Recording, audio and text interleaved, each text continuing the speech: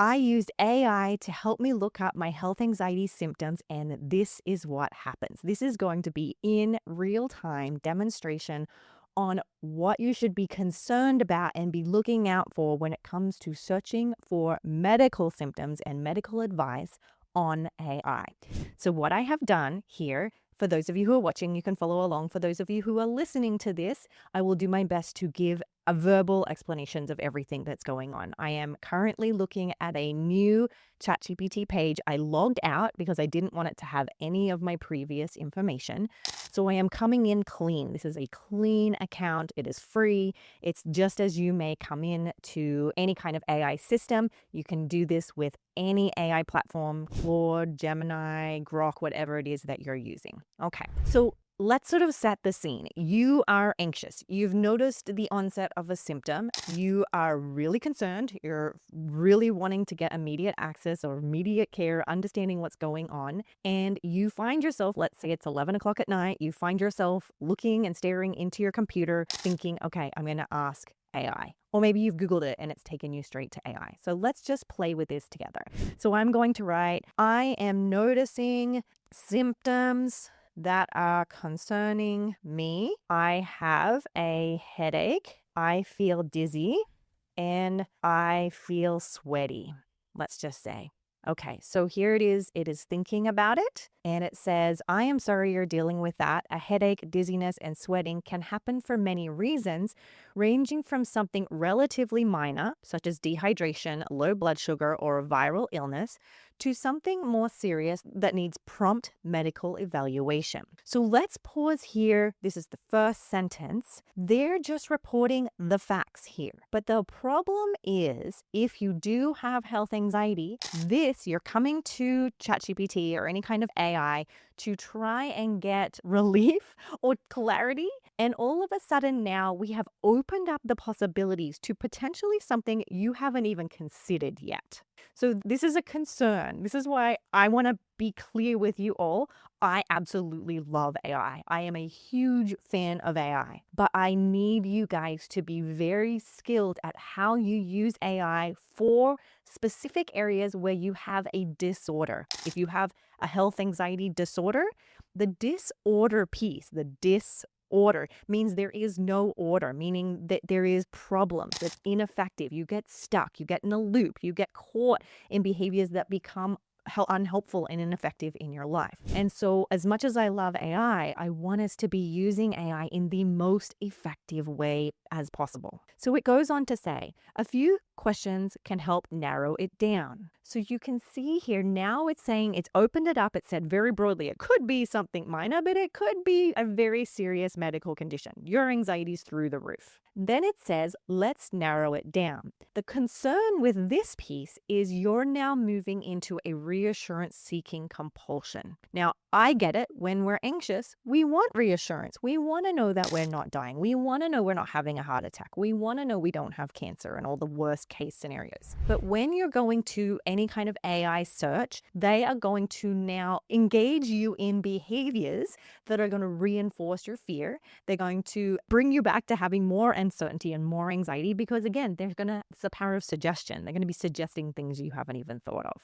So the first thing it says is, how old are you? And do you have any medical conditions? When did these symptoms start? Did they come on suddenly or gradually? Is the headache severe or is it different than usual headaches? Are you also having a fever, chest pain, shortness of breath, nausea, vomiting, vision changes, weakness, numbing, difficulty speaking, or trouble walking? So you can now see they're actually doing the job that your anxiety does. As you guys know, anxiety often comes in the form of intrusive thoughts, and it often comes in the form of asking questions that lead you to feel more uncertain, leading you to feel more anxious, leading you to do more reassurance seeking or safety behaviors that keep you stuck in this behavior. And so what ChatGPT is doing is it's doing a good job at helping diagnose you, but in the process, they're working for anxiety instead of anxiety by offering you all these questions that now you have to solve. We know that folks with anxiety have often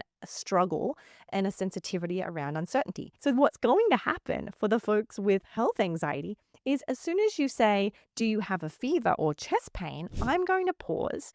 I'm going to check in on whether I have chest pain. But here's a problem. I have anxiety. And what is one of the most common symptoms of anxiety? Tightness in the chest. Okay, so I'm having this original first dizziness and headache. Now I'm anxious and now I have tightness in the chest. And so my answer to that is probably going to be, what if it is chest pain? What if this isn't anxiety and this is a sign of this quote unquote serious medical problem? Well, I'm having difficulty speaking. Yes, it's so hard for me to speak when I'm anxious. I feel like my brain shuts down and I go completely blank. Okay, are you having nausea, shortness of breath, or vomiting? Yes, when I'm anxious, I feel nauseous. I feel like vomiting. I have shortness of breath. Sometimes I might have depersonalization or derealization causing my vision to shift. Holy moly. So my response is going to be anything to the likes of, actually, let's say, I do have some chest tightness. I do have some nausea and shortness of breath. I haven't even read the whole thing here. So I'm going to write that down. If I skim my eyes down, it's telling me what to do. Sit or lie down somewhere if you feel dizzy. Sip some water, great advice. If you have diabetes or you think you have low blood sugar, it says check your blood sugar. Okay, so I don't have diabetes personally, so I might be like, no, I don't have diabetes. But then my health anxiety is going to go, what if this is the beginning of me having diabetes? I'm laughing, but please don't think I'm making a joke of this. This is incredibly anxiety provoking. And the thing to remember here is the original symptoms I type in are symptoms I get when I've had a day where I work too hard. This is just how I feel if I've put in a killer hustle day at work. I have a headache, I feel a little dizzy, I'm perimenopausal, so I'm always a little sweaty. I didn't write anything concerning here. These are symptoms I have every single day. But before we get down this, all of a sudden I'm questioning whether I'm dying, whether I have diabetes. I'm laughing, guys, but it's just, this is the life of folks with health anxiety. It's so terrifying. And then it says in bold, you should seek a medical emergency care immediately if, and here it says, chest pain, trouble breathing, or you faint. You develop weakness on one side, numbness, confusion, trouble speaking, vision loss, or difficulty walking. You have had a sudden severe worst headache of your life, and it goes on. But you can only imagine how this is a nightmare for somebody who has health anxiety. A nightmare.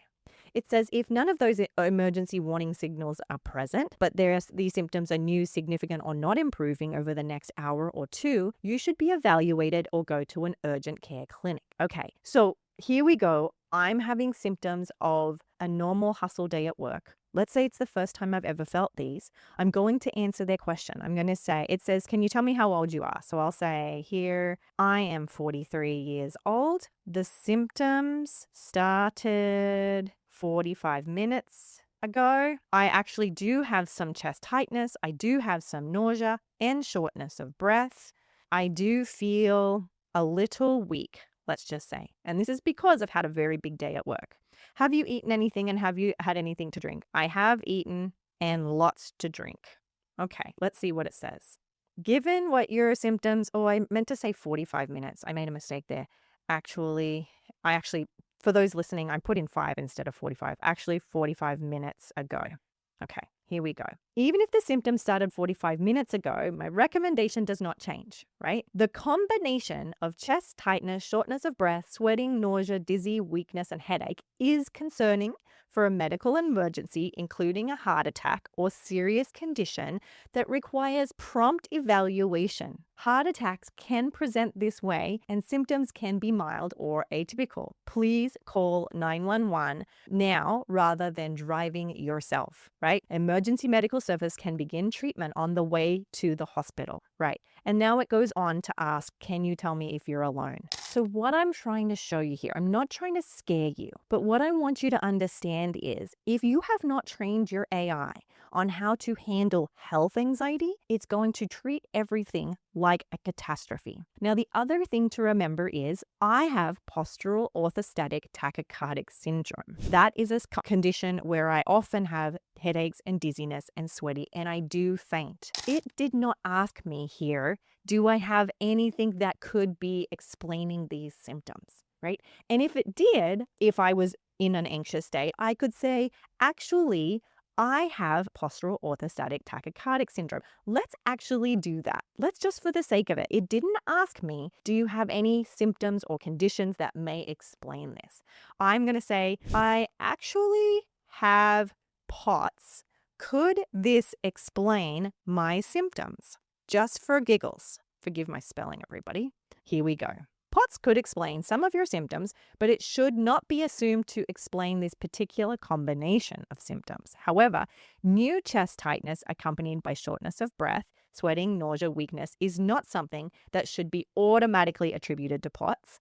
And then it goes on to say, a few questions that might help me clarify, though they do not change my recommendation to seek emergency care, that's in bold, is the chest tightness sharp, squeezing, pressure? Is it worse with exertion? So now they're starting to ask more specific questions. Now, I'm not going to take you down a rabbit hole here because we could be here for hours. And the thing to remember is folks with health anxiety usually do end up here for hours because there's so much nuance here. When someone says, we'll go back to the top, it says, do you have these symptoms, fever, chest pain, shortness of breath? It doesn't ask you to rate it out of 1 to 5 like a doctor would. It doesn't ask you like, is it common and not for you to experience nausea? Of the chest pain you have, is it chest pain? Is it tightness? What is it specifically? They're not asking nuanced questions that will help them to get to a correct answer. Now, what I want you to know here is this does not mean you can't use AI at all. Here is my recommendation though. I tell my clients to not use AI for medical conditions. I know that is hard and unfair because they will say, but everybody else is allowed to. Why can't I? But what I say to them is, your brain can't be trusted with this high level computer system, and it's only going to create more suffering. Ideally, you would work with your clinician to have other skills and strategies that you can use and first treat the health anxiety, not the medical problem. Right? Now, if you genuinely think you have a medical emergency, by all means, go to the doctor. I'm not saying don't get medical care. Medical care is exactly what you need, not AI. But, so preferably you wouldn't. However, if you cannot commit to that, what I often have my clients do is feed into AI a prompt that will help it to detect if you're engaging in any health anxiety behaviors. So here is the prompt that I use with my clients. I'm going to offer it as a prompt. You can just go to any of my social media, Instagram, Facebook, put in the AI prompt, just write prompt, and I will then send you a copy of the prompts that I have for many different conditions. But this is the prompt I would encourage you to use. You just copy and paste it into your ChatGPT, and it says, I have health anxiety, illness anxiety OCD, and I'm actively practicing exposure and response prevention ERP. Please do not provide reassurance, estimate the likelihood that I could have a disease, help me to determine whether my symptoms mean I have a serious illness, compare symptoms to specific diagnoses for the purpose of reducing my anxiety, or assist me in checking, analyzing, or seeking certainty. Instead, help me recognize when I may be engaging in reassurance seeking or compulsive symptom analysis. Support me in tolerating uncertainty, staying present with discomfort, and making decisions based on my values rather than fear. If there are any clear signs of a medical emergency or an obvious need for prompt medical evaluations, you may tell me that, but otherwise, please avoid participating in my health anxiety compulsions. So let's copy that into the chat prompt here. And then let's see what it says. It says, thank you for telling me that. I respect that approach, right? So then moving on for the future, let's go to a new chat, right? Here we go. And I'm going to do it again. So I'm going to copy the prompt in. What you can do is if you have a pro account, you can copy this in and it will show up for all of your for the future. And so what I do is I have this in multiple kinds of prompts like this so that it doesn't lead me astray. And then you can, but if you don't, let's say if you have a free account, you can go down here and I'm going to write, I have, let's do the same thing. I am noticing chest tightness and a headache and dizziness. And it says, "Thank you for telling me how you'd like me to respond. I'll follow that approach and avoid helping with reassurance seeking or symptom analysis." Then it goes on to say, "You mentioned these symptoms, chest tightness. Given your request, I am not going to try to interpret what those sensations quote unquote mean or help determine whether they point to a particular illness. I also want to be careful of not inadvertently turning this into symptom checking." Right? And then they go down to say at the same time, there is an important boundary, right? And so then it's going in to talk to me about it may be helpful, this is what it's prompting me, to notice what your mind is asking you to do. For example, is it urging you to find out exactly what these symptoms mean? Is it pushing you to repetitively scan your body, search online, or ask for reassurance? Is it telling you that you need certainty before you can continue with your day? These are common targets for ERP. Yay! We're making progress here. It says a response that is more consistent with ERP might sound like, and then it gives me an example. I'm noticing chest tightness, a headache, dizziness. I don't know what they mean, and I'm choosing not to solve that uncertainty right now.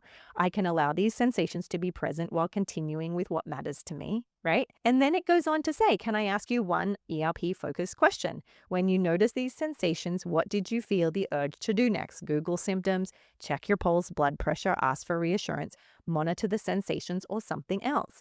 So what you see here is that prompt that I gave me a vastly different response, a much more skillful response. Now, I am going to strongly urge you to prompt your AI so that it knows how to not take you down the rabbit hole. So it knows how to supplement your treatment, not make it worse. This is gold for you.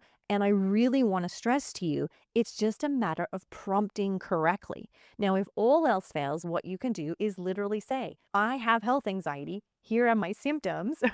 Ideally, again, you won't be using AI. But if you are, please just let it know of your condition and the type of treatment you are trying to practice so that it doesn't lead you astray. Now, I hope this has been incredibly helpful for you. This is exactly what I teach my clients face to face. If you go to my Instagram and comment the word prompt, I will send you free, absolutely as a gift, the prompts that I use for different conditions. I will add to them slowly and surely. And so you will have that. And I hope you find it incredibly helpful. I'm sending you so much love. This is very, very, very painful and hard on you. I know. And so I hope that this can be a additional help for you. Now, one thing I want to mention too is you can also ask it to prompt you and encourage you to use self-compassion. And so I will add that to the prompt as well. You can actually encourage them to slow down and engage in a compassion practice instead of engaging in reassurance. I hope you found this helpful, and I'll see you in the next episode.